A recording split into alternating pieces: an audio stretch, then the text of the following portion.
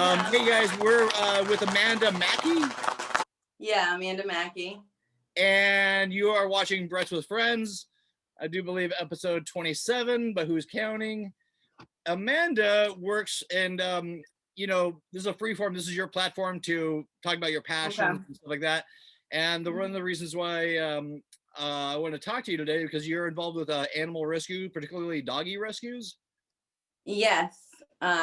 Love Larry, that's what I call it, but it's like my hobby. I was working to be like a 501, but for right now I have to call it a hobby because that's what Animal Rescue told me. Okay. But they've helped me and stuff, and I've worked with them. I just help stray dogs. People know what I do, so they tag me on Facebook and it keeps me plenty busy. I've helped like 60 dogs so far and 2 cats. Congratulations. That's a fucking big deal. Thank you. How long have you been doing that? And can you give us how did you get into it? Give us a little bit, I know you're in, where are you at exactly? You're in Massachusetts? I am in Troy, New York. Oh, so okay. I used to live in Mass. I just moved back here. I'm from New York. But I was up there. I did most of my animal rescue stuff up there with the Love Larry. I just moved down here in August. Oh. So I started in like November 2017, and it just kind of happened to like a fluke. Like a girl I was working with, her dog got hit and she didn't have enough money to go to the vet. So I just thought of this idea and I was like, okay, I'm just going to put like $10 towards 2 different raffle baskets and we'll have like the bar patrons buy them, whatever. And I raised like $600 for her in like 2 days. Oh, wow.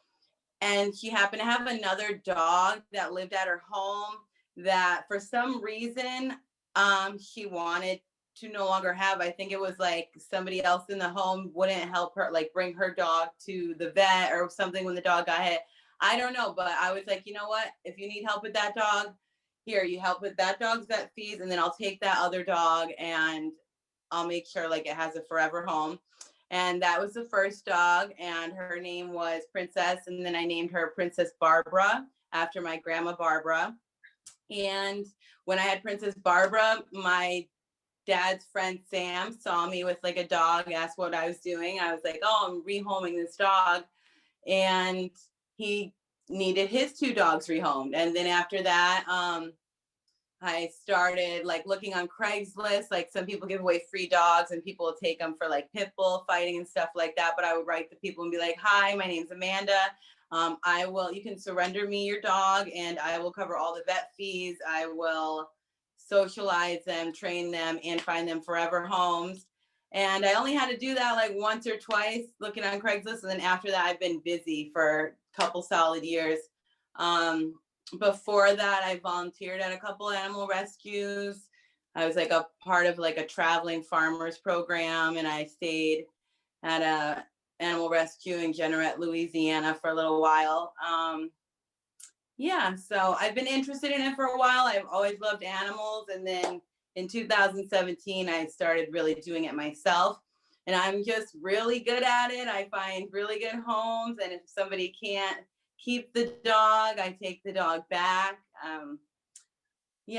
I've adopted 1 dog out of like, it's between 60 and 70 that I've helped. And I've adopted 1 because she was such a bad case at first, but now she's the sweetest dog ever. So I have a pit bull named Penelope. Her original name was Legacy, but I don't even say that name around her because it was a bad situation that she came from. Yeah. That's kind of how I started. Okay. What would you tell people out there if they want to help rescue dogs, what you would have liked to have known when you first started that, you learned the hard way? What did I learn the hard way? Like that people should know when they're wanting to help. I would just, you can't rescue a dog and think it's not going to go potty in your house and stuff. And people who don't have patience, I don't know. I was pretty aware of what I was getting into because the rescues I've worked at, they were on a bigger scale. Their houses were like, messy, run by animals and stuff. Have money ahead of time. It's very costly. You don't know how long you're going to have the animal. And for rehoming, I would say definitely have patience. In the beginning, maybe there was like 1 or 2 dogs where I gave it to a home where I should have just waited for the next one. It was a good home, but I had a little bit of a feeling. But then the dog was returned to me, and then I found it the perfect home later on. 2 times that happened, and both those dogs are in amazing homes now. So you got to be ready to take that dog back if the person doesn't want it a year later. Like, I just feel like I'm responsible for every dog and their whole life. And that's why I make sure I spay and neuter them, because if that dog has a puppy, I'm responsible. I don't want to do that. Yeah. Or is it, what are the laws like in New York about spay and neutering? Are people allowed to, are they allowed to, is it mandatory that all the dogs are spayed and neutered? And No, not at all. I wish. I wish people had to get like a license to breed or like take a class or anything, but you don't even like have to have a house to breed. I don't even know. But no, it's not a law or anything. I just save up and do it. I like do different fundraisers, and then I found this awesome connection here in New York through this woman, Mackey banker, and her rescue pay it forward. But she lets me, currently it's only been the last 3 Love Larry dogs, but she's able to get me in within like a month for a spay and neuter, which is really good, because when I lived in Massachusetts, I was working with Second Chance Rescue, and they were good, but it was a lot of phone calls and paperwork. And I'm just like, I'm trying to pay for all these dogs to get spayed, and it's hard to get your dog spayed. Yeah. And once Corona hit, it was halted. It was just halted, and yeah, so I just spayed like the last dog I have out there, like 3 days ago, and he just got rehomed, and yeah. Wow. I mean, I had a couple dogs. My dog Celeste and Cosmo passed away in like December 23rd. Celeste went, and then 3 weeks later, Cosmo went. He's a pug mixed with a Chin Chin and a Husky. I had him for like 13 to 14 years, but I never had them fixed. And towards the end, and I never really, because I would go from Oregon to California, I've never really seen been treated like oddly because I didn't have my dog fixed. Like people, give me a little bit of a lecture sometimes in the street. But like I was going from Oregon to, and and I was with them 24/7. So, I mean, if you're not breeding them, as long as you're not breeding. Yeah. As long as you're not breeding, I mean, they never had babies, but I guess the point of what I'm eventually going to get to is, by spay and neutering them, does it cut down on the percentage of the chance they'll get like a cancer or anything like that? I'm not sure about in males, but I know in females that female dogs past the age of 10 years old, like they're more amped to get cancer versus dogs that did get spayed. So I'm not sure. There's a dog's barking. Oh, what's your doggy's name? What's your doggy's name again? I have Larry Bird and Penelope, and then I have a cat named Three. Aw. Yeah. Well, you have to send me a picture of him, and I'll put him up on the. Okay, I will. Screen. So, where do you want to? I mean, is there any? Do you want to dispel any myths that might be out there about rescuing dogs? I want to inform them with as much knowledge in your head. Okay. So maybe. Yeah. People are always telling me like, oh, you're so lucky, or like, I wish I could do that. My social life is very, it's very non-existent. A lot of times somebody needs to always be here to walk the dogs, take the dogs out. It's just like a dirty life sometimes. Like you got to train these dogs. The last dog I had in here was like, peeing all over the furniture. I have to train her because they're bad owners. It's just not easy. People think it's all like cuddling with miniature Pomeranians or whatever, and it's not. It's a mess. It's a lot of shedding. It's not easy. It's expensive, right? And but it's worth it. It's very rewarding. And for like the best thing ever is when I know I adopted out a dog like 3 years ago, and the person is still always sending me pictures of the dog, always thanking me, because I know how much my dogs mean to me. And then I just know like I put the dogs in help these people out and help the dogs out. Um, yeah, it's a trip. Have you what was I gonna ask you? Oh, what would people want? I don't know. Kind of what was the question? Is I kind of because I started wanting to ask you about the dog meat industry.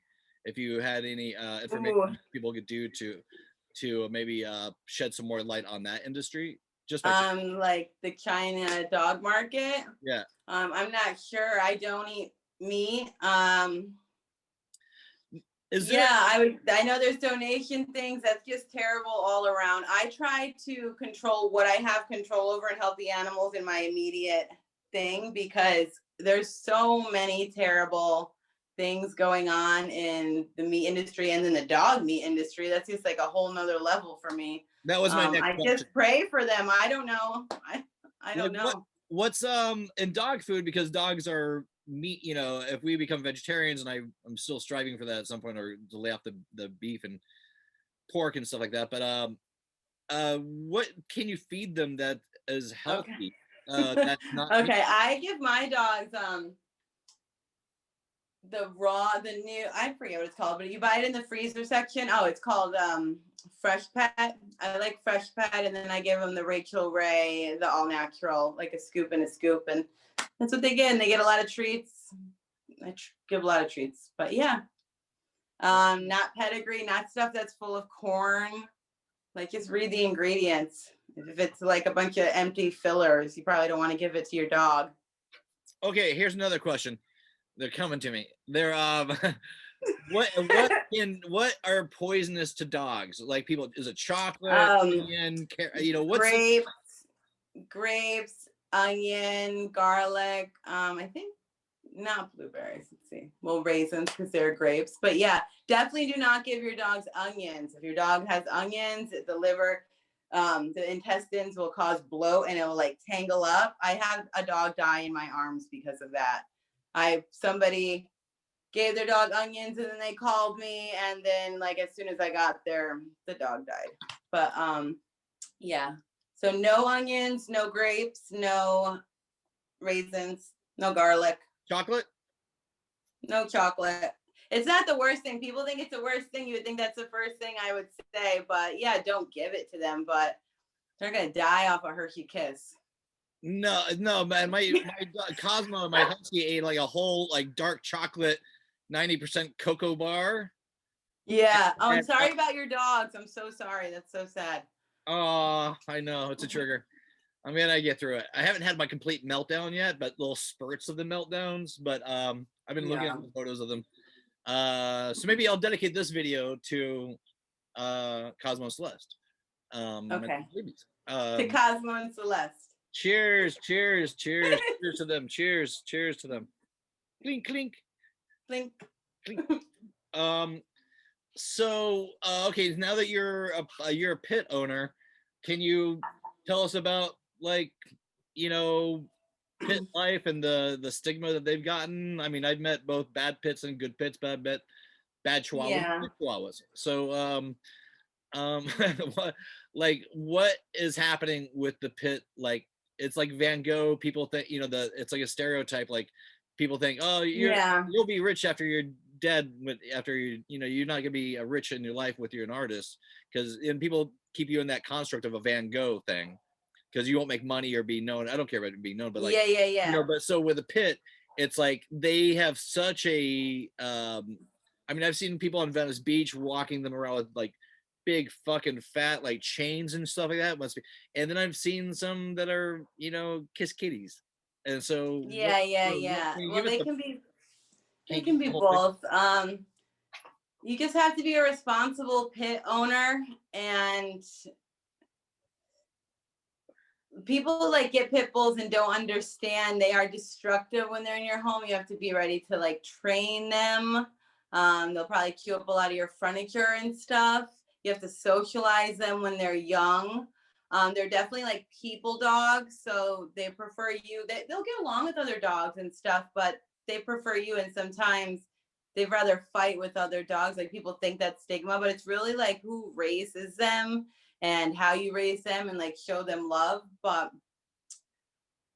I walk my dog. Let's see, Penelope now, I put her in a harness, but when I first got her, I used to have to put her in 2 harnesses and put a muzzle on her. It was pretty crazy. Now he just walks with 1 harness, so because he used to just go after everything. Yeah, sorry, I kind of lost track of. No, this is I told you it's super casual. This is we can zone out as much time as much as we want. If you want to, you know what, I'm gonna try something new on the show because we're doing this thing. Okay. I'm gonna do a clip of how to with Moksha, and we're gonna put that in the video right now. All right, right now. Hi everybody, I'm Moksha with Moksha Stuff Inc. Today, we're gonna learn how to use a new device called the microwave. Now, it's called microwave because it's a little small wave that goes into your food and mixes it all around, heats it up. I don't know how it works, but there's little waves happening in this thing. You got this box here. You can set things on it.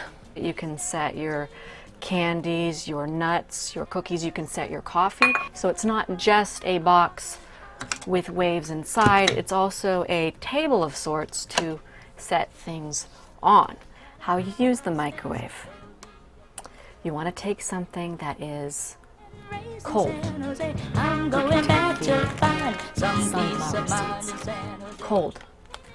If you wanted to heat up the seeds, you would do something like this. You'd want to take both hands, place one on either side, pull on either side. Okay, that's not working. You can also, there's a second way. If the pulling on either side does not work, you can take it from the top and rip, like so. So, you want to pour out the desired number of seeds. Let's say 9 seeds. It's important to take 9. 1, 2, 3, 4, 5, 6. 3, 4, 5, 6, 7, 8, 9. I've got too many. We only want 9. 2, 3, 4, 5, 6, 7, 8, 9. Okay.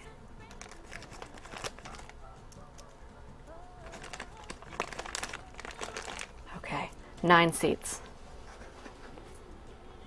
9 seeds in my hand. 1, 2, 3, 4, 5, 6, 7, 8, 9. 9 seeds cold in the hand. Exactly 9 seeds. Okay, you've got your... So welcome. That was how to with Moksha. Can you believe it? We're sticking these things in here. Okay. So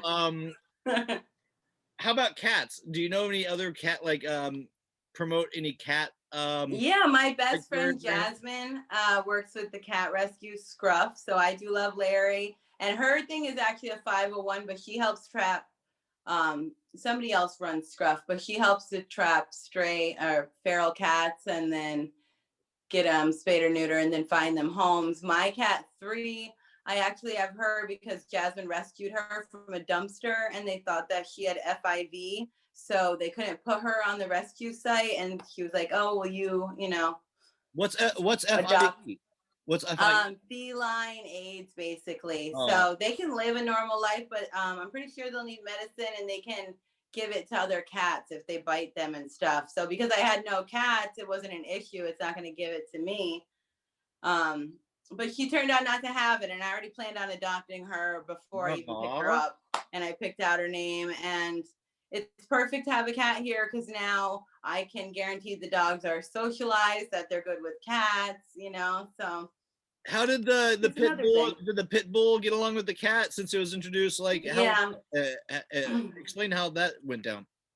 I actually got 3 for Penelope because she seemed pretty depressed after the dogs started leaving.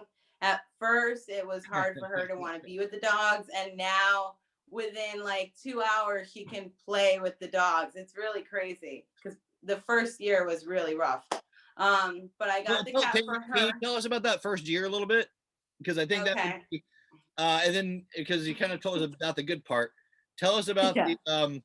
the just because people might be in a similar situation. Yeah. And it's hard because it can change your whole life. A bad dog, getting a bad dog, and you don't know what to do with it. It's hard. When I first got her, she was surrendered to me from somewhere in New York, actually. Someone tagged me on a Facebook post, and they actually were looking for someone to foster her. Turns out they had no intent of paying anything. And I went to go pick her up. Her nipples were like really saggy. She had just had a litter sometime recently, and once I brought her, and she left the owner and came right to me. Now she will not let anybody walk her. She will not. All these dogs leave and go with me. It's really crazy because if you try to even walk my dog, they will not. They will not go. But she just left with me. And once I brought her to the vet, I found out she had worms. Yeah, so she had worms, just given birth. She was really scared. And so the foster situation, once it's built on lies, and no longer, it doesn't count anymore. And the dog was just neglected. So, and I started, falling in love with Penelope. Well, her name was Legacy, but then I changed it to Penelope. I tried to change them similar, like similar names. Yeah, so the first year, what happened? So I decided to pick up Penelope because I had just gotten a really awesome bully breed in here named Lisa Frank. And Lisa Frank was so good that I was like, I'll take another pit bull. Before that, I thought I was only going to do medium size or lower because I have Larry Bird, who's 8 pounds, and he is my priority.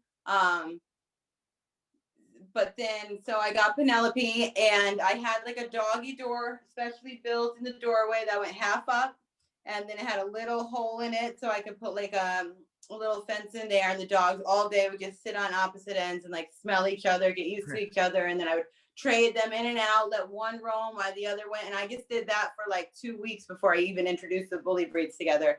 But Lisa Frank like really, really wanted Penelope to play. And then Penelope was okay with her, because she felt welcomed by Lisa Frank. But then any other dog, she ended up getting in a couple of fights with Lisa Frank over time. I have some scars on my arms between breaking up fights between Lisa Frank and Penelope, but it was over sticks, over things that could have been avoided. Now I don't have any toys. Anytime there's a new dog in here, all the toys, all the food automatically gets picked up. Like that's a lesson I learned real fast. Yeah. But Penelope, she went after a dog. I was dog sitting and bit its ear, and this dog was like 18 years old. I could hardly see. Like I think it had 3 legs. I'm like, you should not be attacking this dog. So, but the dog was fine. She just nipped at its ear, and then after that, I was just super careful. And one day I was giving treats to her and Larry, and he turned around and bit Larry and like shook him, and he pissed himself and was on the ground, and I thought he died. And that was like one of the worst moments of my life. And I just made her get away from him, and I picked him up and cried. He didn't move for a couple minutes, and I realized like, wow, like the gravity of the situation of me running a dog rescue, what it could cost me. So I ran, yelled at Penelope, put her in the room, and that was like the last really bad thing. But before that, she just wouldn't let company in. I really had no one over, like almost the first year, like only like 3 people I was really close with, because she just would not stop barking. And she is a black pit bull. She is very intimidating. I love it now because I wouldn't even live where I live if I didn't have a pit bull. But feel confident walking around and doing whatever with Penelope here. A pit bull is your best protection. A police officer that I had rehomed a dog with, he told me that. He's like, nobody's ever going to turn that dog on you. I was talking to him, should I get a gun? And he's like, you have a pit bull. You're okay. Yeah. But When you walk yeah, the just dog, loving her for a couple years and just taking my time and it just being slow. She's just super sweet now. I don't. He hasn't gotten in a dog fight in probably like a year and a half, and it was over a stick, and it was kind of my fault. I threw it. It was her and Lisa Frank, and then yeah, and then I got it was my fault. so when you walk around, when you walk Penelope around the neighborhood, you walk them with her with the other dogs as well, and do well, Penelope can go with any dog, but I don't walk her with Larry Bird because the actual problem is Larry Bird. okay. Larry Bird has a very yelpy, loud, high-pitched bark. It just shrills through you. So once he starts barking at something, Penelope doesn't like it, and she'll tell him to stop. And it looks like they're fighting, but they're not fighting. But other people might think they're fighting. So I just walk Penelope because she's super polite, doesn't bark. I walk her with the new dogs, and Larry. When they're together, it's like a weird dynamic when they're walking sometimes. They can walk, but when I'm like on city streets, I do walk them separately just because they'll antagonize each other. Larry feels like he can be tougher because he's got a pit bull to back him up. And Penelope doesn't want Larry playing the mean pit bull card when they're walking around. That's what I interpret they're walking as. And when you walk Penelope around by herself, what kind of, from good to bad, what kind of reactions have you gotten on the street? Sometimes they cross the street, but that's okay. I usually try not to walk right next to people. Sometimes, yeah, it's 50-50, honestly. There's only been like one or two people that I've let reach their hand out to try to touch her because like we've walked past them a couple times in the neighborhood, and then they're like, we're nice, and she let them pet him. Like, she's a nice dog now. And once that happened, I was like, okay, she's really like, she's a good girl. Like, she's letting new people pet her and stuff. I would never let a stranger just pet her. I want to make sure like she's seen them a couple times beforehand. A stranger, but someone can come into my house she doesn't know, and she'll hustle them for treats a little bit, but then she'll be fine. I'm like, she's hustling you for treats, so it's fine. But she stops barking like almost immediately now. Sometimes she doesn't even bark at the door anymore. Do the other dogs in the walk get along with Penelope? I'm curious. Yeah. We're doing a pit bull dive here. Yeah. They all get along with Penelope. She's a sweetheart. Okay. She loves to play. So once a day or two in, like the first day, it's just territorial day. Second day, after we all have one night together and sleep and everything's calm, everybody always wakes up in the morning and they get along, they're ready to play. Sometimes the first night I'll have the new dog separated. Penelope's at a point now where a couple hours in, it's just like she knows the deal now. Yeah, all the dogs get along with her. I've never had an issue of a dog coming in and preferring Larry over her. Larry's kind of like the old grumpy man now that doesn't want to play. But Penelope's very playful. And so, have you ever done like a, like how the first dogs originated and stuff like that? Have you ever seen those documentaries about like the path of little bit, the dogs and humans evolving together? Yeah, people domesticating them and then just choosing the traits that they like that might not have been best for the dogs, that type of thing. Yeah, or like actually re-engineering them at some point. Oh yeah, to whatever they want. Yeah, like this crossbreeding until they get what they want. Yeah, I know. Yeah, it's funny. I was watching a documentary recently, and they were like just saying how like the dogs have the species that we see now, and I'm like, these are not even cliff notes, but the dogs species that we see now this is like 10% of what was before that. Mm-hmm. Like they're the diversity of the dogs. They have like ancient, like not, besides cave drawings or whatever, or Egypt or whatever, but like they have the dogs were like there's breeds that have died out that we see, but they were like just if you can imagine a prehistoric dog. Yeah, more like half wolf type. People get wolf hybrids now, probably more like dingoes and wolf hybrids. Yeah. Oh, and a dingo. That's a dingo. Hey, baby. Where do you want to see your career going as you're kind of in this deep? What do you want to see happen, and then how, like, where you want to be in 5 years with helping? So this is just my hobby as of right now. I just have a goal to save 1,000 dogs personally. Like that's like my life goal. I used to be more focused on trying to get a 501, and you have to get a board of directors. And I actually got some land donated to the 501, but between the lawyer and doing all that, it was becoming like pretty stressful. And I was like, I just want to do 1 or 2 dogs at a time and and control that. And then some other stuff happened, and eventually I'll probably do a 501 when I'm older, but it's already hard for me to get anyone to cover the dogs as it is. So I was like, if I ever want to have a dream vacation, I could never, once I open that 501, that land, I can't leave. There's no, I like to travel. I like to do like hitchhiking to farms, like fun stuff. I can't just leave. Like right now, these 3 animals my mother can cover, and I have the other dogs in when I want them. I can control that more. But yeah, I just didn't have the support I felt to start the 501 and dive all the way in there and all the paperwork and the tax stuff. I just wanted to do what I could control, a couple dogs at a time. So I just want to save 1,000 dogs.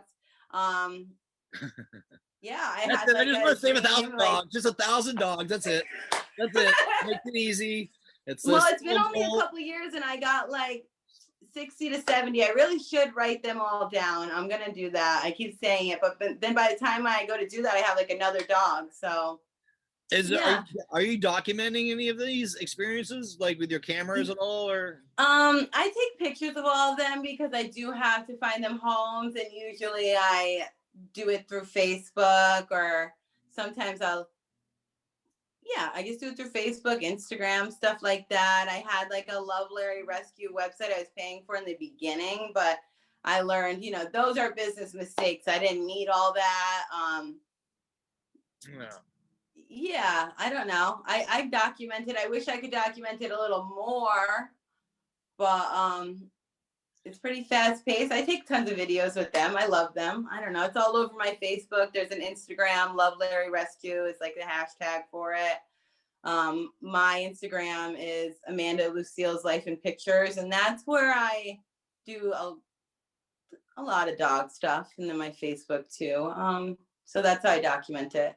Well, hopefully. I have like binders I keep because I have all their records and stuff like that, and kind of like some of them I used to be better about this, and I got like 3 binders in, and there's like 12 in each one, but then it was just I got like 6 dogs at once, and then like 4 dogs. It was just like a lot, and I don't even know how I did all this before. Well, this is only my hobby. Like my real life is like I owned a yoga studio before, and I'm just reopening all that stuff again.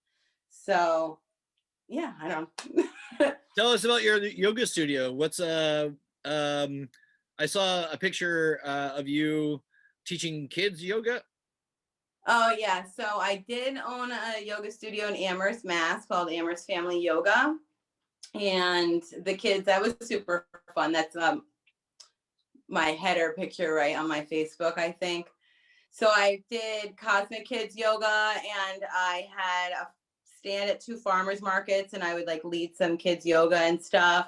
Yeah, that studio closed like 7 days before COVID. It was my choice. I was closing it so that I could come back. I went to New Orleans with my friends. I was like acting all crazy because I knew I was going to come back, close my studio, and then move to New York and open my next business, which is Yoga Fruit, which is still in the process. Today was actually my first live yoga class this morning. So that's nice. Pretty good. Yeah, so that studio's closed, but it's filled with all my stuff. But Yoga Fruit is like, I teach yoga trapeze, Qigong yoga. I'm taking gravity yoga. I'm a yoga breath coach, power vinyasa. So I have like a whole yoga artillery just trying to find my yoga students now. Ready to go. Well, hopefully they see this video and you'll get a lot of yoga guys or yoga girls. Yeah, and the dog rescue and yoga tie together. Like I've brought in the dogs to the studio a bunch. I've rehomed dogs with people. One woman I got a certification from adopted a dog. I just love the Love Larry family. Like I feel very close to these people. I stay in contact with most of them. I love it. Awesome. And so that's lovelarry.com? I don't have that up anymore. I'm just saying in the beginning I made, I had that like GoDaddy website, Love Larry, because I was investing in the wrong things, and every dollar and every lint in my pocket has to go to the vet. That's just what it is now. So no investing in GoDaddy. So I do have a GoFundMe going, and that's on my Instagram, Amanda Lucille's Life in Pictures. I love Lucy too. So my thing is between Larry Bird and Lucille Ball. I'm a Larry Bird fan. I'm a Lucille Ball fan. So I have a big I Love Lucy tattoo and a bunch of Larry Bird pictures framed in my house. And my dog is Larry Bird. So love What's your Lucy tattoo like? What's your Lucy tattoo like? Oh, wow. That's a shout out to Lucille Ball. Yeah, it might be one of my biggest ones. I'm fairly covered. What's tell us more about like your yoga. Have you seen those goats that everybody always says that when as soon as they like talk to me about yoga, immediately I'll talk about the goats. Like that's the newest thing. But yeah, I don't know. I've never done it. Goats are cool. I would love to have goats. Once I'm rich enough, I would love to have a goat and dog rescue. Goats have huge personalities, but I can't. Yeah. I live in like a basement apartment right now. I can't have goats here. Yeah, I got addicted to those little pygmy goat videos, hopping on trampolines and shit. Yeah. I'm gonna watch them now right after this.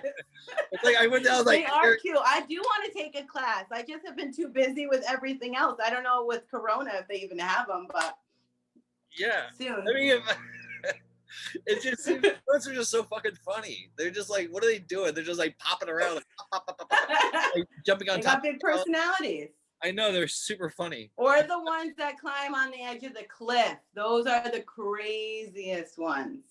Yeah, that's wild, right? Those guys that are just like, they're like vertical almost. They're like, it's pretty trippy. Have you seen those videos where those hawks of hunting those goats on the side of mountains? Like not as oh, I don't know. I want to say I did, but I don't know if it's a fake memory. Well, everything's what is real. Well, they have like, these snow leopards on the sides of these cliffs and stuff like that, and these goats and these giant hawks, giant birds, and so there's this like whole ecosystem of prey. It's also winter, like it's like Iceland, like cold. These are like they are badass. Everything. If a cat doesn't get a goat when it goes down and leaves the baby and the mom, or vice versa if it's a female that does it, if they don't come back with food, they are fucked. And because to get down that hill and catch, you have to you stumble down the hill, and you got to climb back up there in the snow, either with food or without food. And the hawks at the same time will be diving and picking off goats off the side and tumbling down the hill with them. Like how does this bird not fall apart? Because it's getting bad. Yeah. The goats rolling over top of them, and then either it's bad, either they both disperse, or it's like one's got one. But it's pretty trippy. I don't know. Anyways, that's my tangent. I'm gonna look at it because I want to see it. That sounds like majestic and crazy and intense. Yeah, it's wild. Nature's a wild thing. So spaying is good. Neuter your pets and all that stuff. Is that what we're then? Yeah. Oh, wait, yoga. So the yoga thing. So the breath with the nose and out like this. What's What's because alternate nose breathing. It's just alternate nose breathing. Do a deep dive on that real quick. Yeah, so all you do is like a hang loose sign, but put your ring finger up, and you start by I'll do it with you. blocking one side. So we're gonna block the left, and you inhale to a count of 4 through the right. Oh. Plug both sides. Let go out of the left. Exhale. Inhale through the left. Plug both. Exhale through the right. We're going to do 2 rounds. Let's go. Let's go. Inhale through the right. Plug. Exhale. And release. You should do 3 rounds of 20. There's like a whole hand counting method I do. I do take private yoga breath clients too. I just got certified in that like last week from the Yoga Teachers College. I've definitely taken advantage of quarantine and taking back-to-back online certifications. I love to just go to school online and save dogs. It's like what I like to do. So maybe you could do maybe you could do the like a yoga, like I'm not trying to tell you what to do at all. tell me. But just like since that was really nice to do that. Do you do that like through Zoom privately?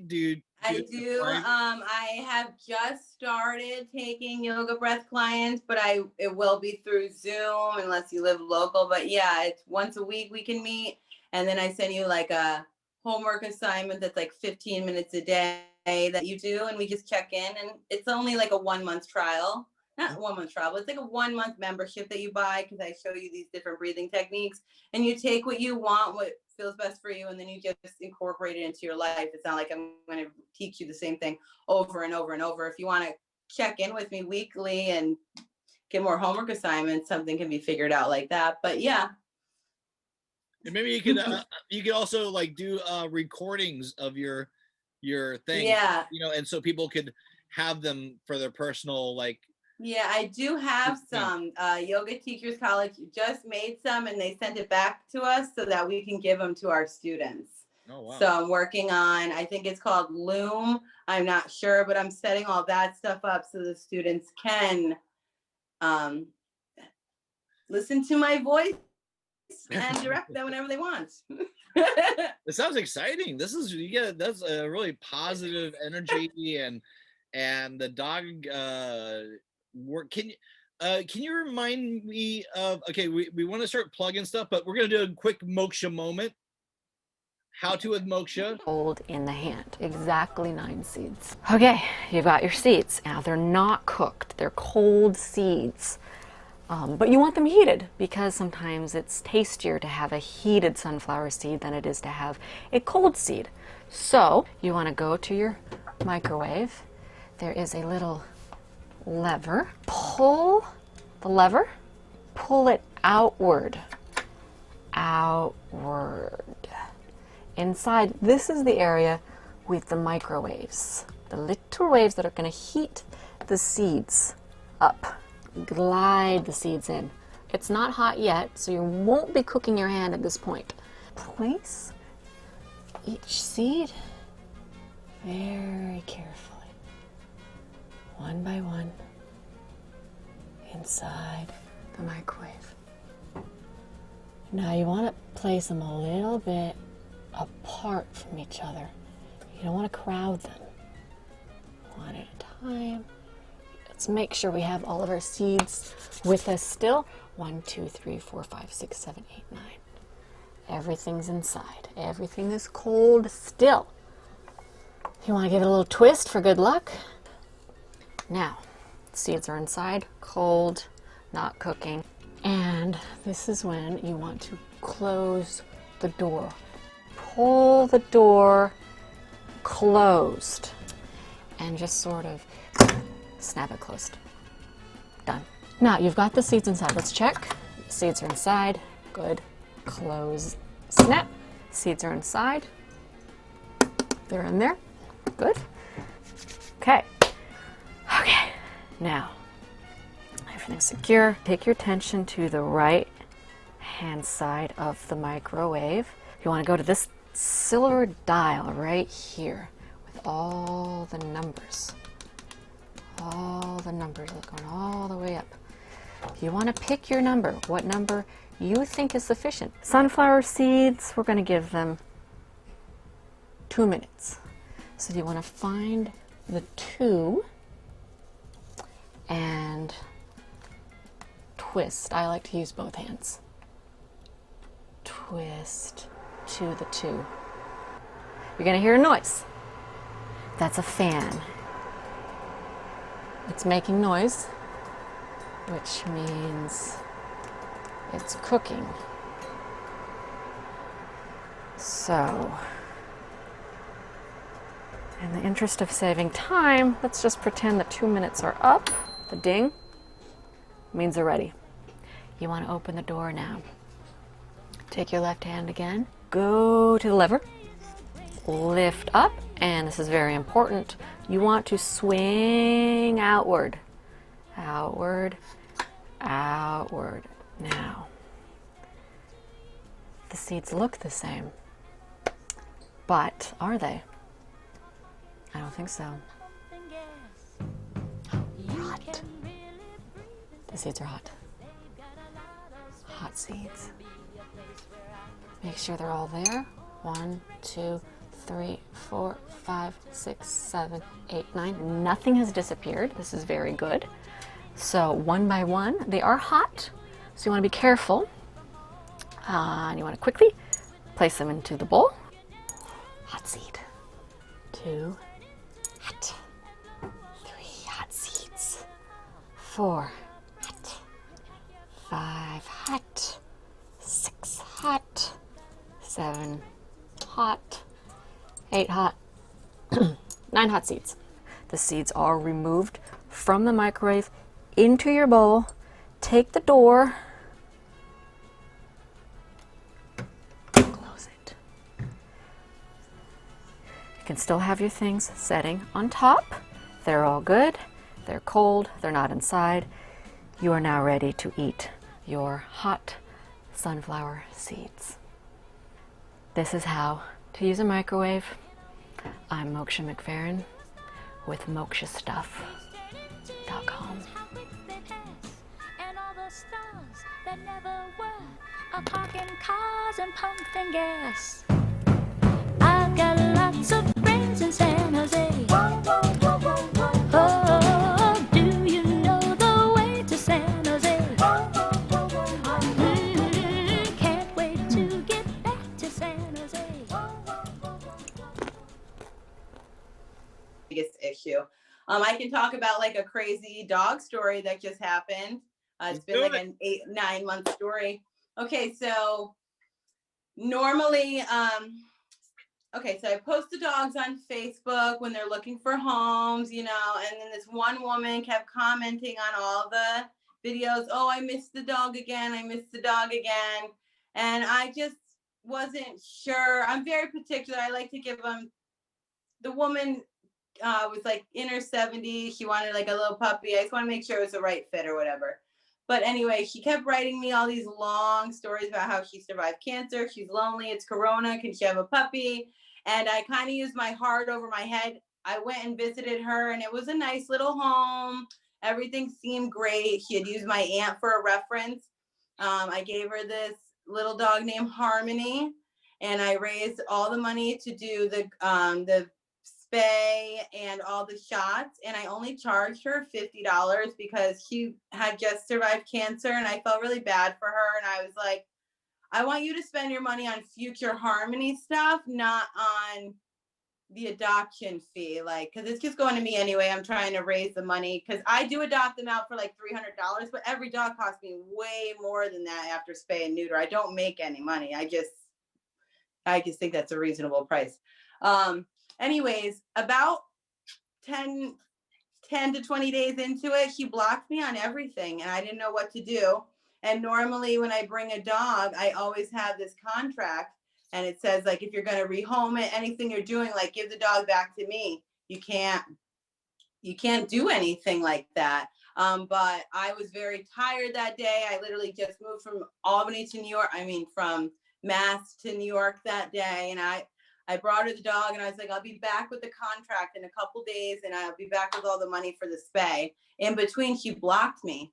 And that was about 8 months ago. And I've been trying to get this dog back. I knew where she worked, but I wasn't really sure, you know, and where she lived, but I wasn't really sure what I could legally do because she didn't sign anything. And then I was also very busy with other dogs coming in. So I had my eye on her, but I was consumed with immediate dogs. So about 3 weeks ago, somebody tagged my Aunt Debbie in a post because this woman named Elaine was trying to sell the dog for 5 times the amount that she bought the dog. And I had somebody, this girl, Faya, thank you, Faya, went and pretended that she wanted the dog. And I had to pay $250 for a dog I rehomed for $50. And I got the dog back and that dog was with me for about a week, but now he was adopted to my friend Brendan. I go to the dojo with him. I've known him for a couple years and he officially adopted her 2 days ago. So that was like a crazy story because I pay for all the vet fees and everything. Like for her, I was covering everything and she still blocked me. So I was like, maybe she's trying to breed it. Obviously, I'm like, she must be trying to breed it. Why else would She's she like a want it to stay? 75-year-old woman or something like that. It was like a 67-year-old woman. It was just, she totally played this little card, like innocent me. And then she was just like pretty nasty to me. And then like a couple months ago, she was like, hey, I'm looking for a home for Harmony. Can you help me? And I said, yes, you can surrender that dog to me. I'm not going back and forth or like having a third party communicate with you. Like I need full control because people will say they want to do that. And then they just will back out once I find a family. And she already gave me a bunch of issues. So I was aware that that dog probably was going to be for sale somewhere online. And then someone tagged my aunt and then I was able to get the dog back because she blocked me. She wouldn't. Once I told her she had to fully surrender the dog to me, it was very anti-Amanda again. So, but I got Harmony back and now she's in a good home. Aww. Yeah. That's wild. That's a whole movie within itself. I bet you that shit happens a lot. That's the first person that's blocked me. And like, that was the worst rehoming story of any of them. People do weird shit. It's really weird what people do. Yeah. Like, and I had a little bit of a feeling about her, but because she like used my aunt for a reference and she seemed so sweet and she had a cat, like it wasn't like she didn't have an animal. And later on, I found out that's not the first time she's tried to resell an animal, but you live, you learn. Now I was going to keep Harmony unless she went to a home I knew was like a forever home. That was like that happened 8 months ago. I'm very, very, just very careful where I put these dogs because or else I know I'm going to get them back or else I'm going to be up every night worrying what's going on. Well, okay. And on that note, let's, can you let everybody know, I'm glad the dog is, that's a crazy story. And the things that you're doing are amazing. So, thank you. And it's great to meet you. It's great to meet you too. Random. Thanks for having me. Yeah, it's just like completely last random. minute, I guess. I was just browsing on Facebook and then I thought it was at 9 a.m. on my time. I got ready super early. I woke up at 6 a.m. over here to do a 9 a.m. podcast. Ended up at 3. So that's what I was trying to like communicate. Like I'm West Coast. It's because I was tired before I went to bed and I had it in my mind something else like on visual and I just thought like you said you were going to do it at 8:55 and then I remembered. And then I checked, it was 11:55. Oh, I'm here. So. At first, I didn't think, when I got that text from you, I didn't think that, I was like, okay, well, maybe it's not going to work out.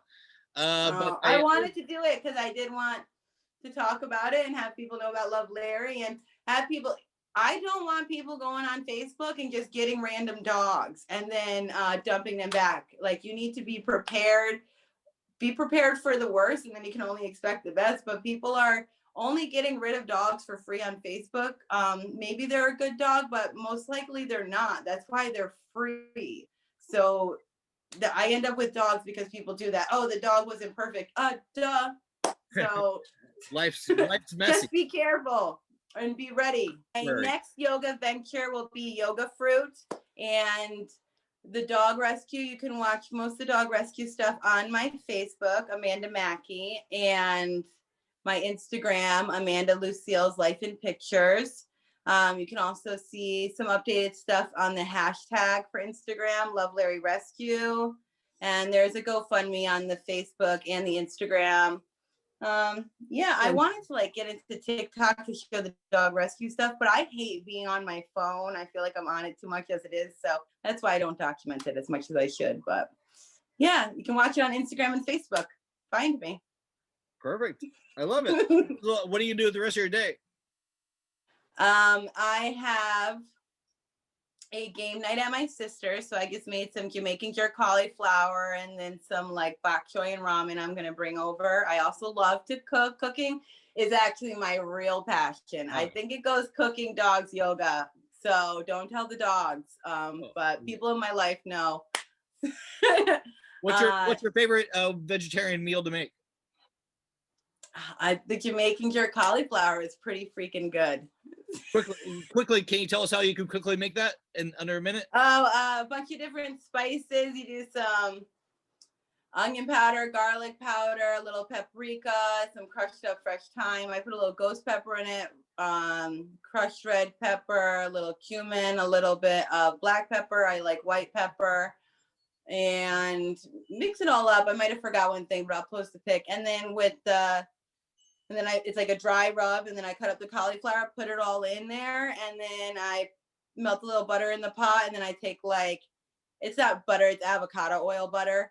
And then I take like 3/4 of one of the sticks and put like one on the bottom, one on top, and just like melt it like you're cooking home fries. And then you just stir it up and you're done. Serve it on rice. I like it super hot. I like things hotter than anyone else.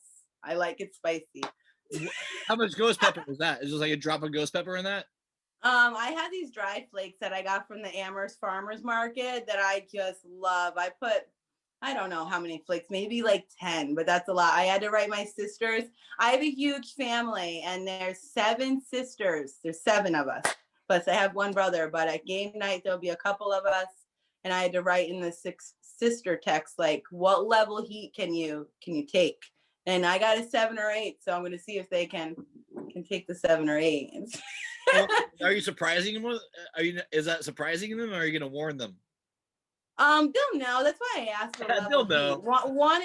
One is not spicy. The vegetable ramen dish is not spicy, and then the cauliflower is spicy. Plus, I'm gonna make like a yogurt dip on the side, so they can cool it off. You know, yeah. I like the adventure on the plate. Wow. Well, it sounds like a delicious meal. I'm gonna use that. I think I'm gonna do a show soon where we're gonna make some shrimp scampi with my friend Elaine Rossi. Okay. Pumpkin. Okay, so let's hey, that was awesome. Let's just thank you. It was awesome. Thanks for coming on the show. I'll edit this together and we'll okay. I'll tag you and I'll send you a copy and tell your friends and all that good jazz. But great. This is a lot of fun. So thank you so much for being here. Thank you so much. I had fun too. Thank you. Amanda Mackey, right? Yay! Thank you. I appreciate it. Well, thanks for being on Brett with Friends. You're welcome. Thanks for having me. All right. Brett with Friends.